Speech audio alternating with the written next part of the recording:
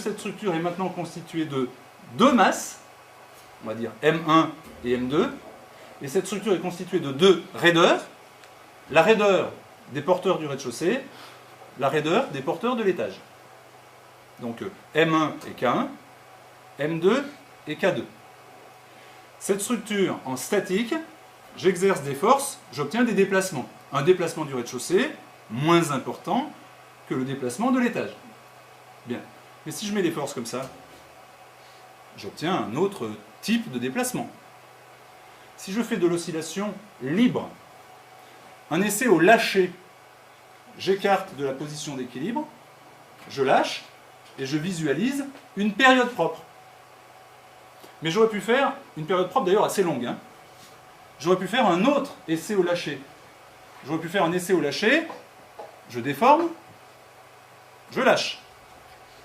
J'obtiens une autre allure des déformations et même une autre période. Cette période-là, vous la trouvez comment par rapport à celle de tout à l'heure? Celle-ci est plus courte. Donc il semble qu'il y ait deux périodes. Donc on voit déjà que l'oscillateur multiple par rapport à l'oscillateur simple est susceptible d'avoir plusieurs masses, il a plusieurs raideurs, donc il a plusieurs périodes.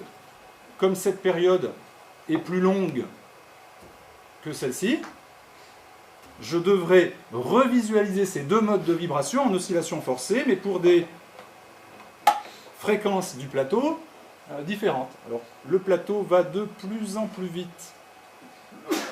De plus en plus vite. Là, il est très lent. J'augmente petit à petit sa vitesse. Quel est le premier mode que je vais visualiser? C'est le mode qui est la période la plus longue.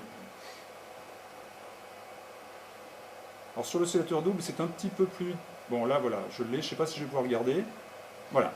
J'ai le mode de vibration pour... Vous voyez, j'arrive pas à le garder parce que il y a une inertie dans la table, voilà. Là, j'ai le mode de vibration qu'on appellera le mode numéro 1. Les modes seront d'ailleurs classés par ordre de période décroissante.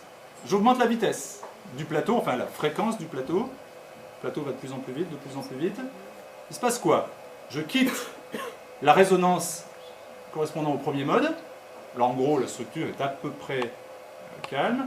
Et pour une autre fréquence, je devrais avoir la mise en résonance sur le deuxième mode. Voilà, on l'a. Je ne sais pas si je peux le garder. J'arrive pas.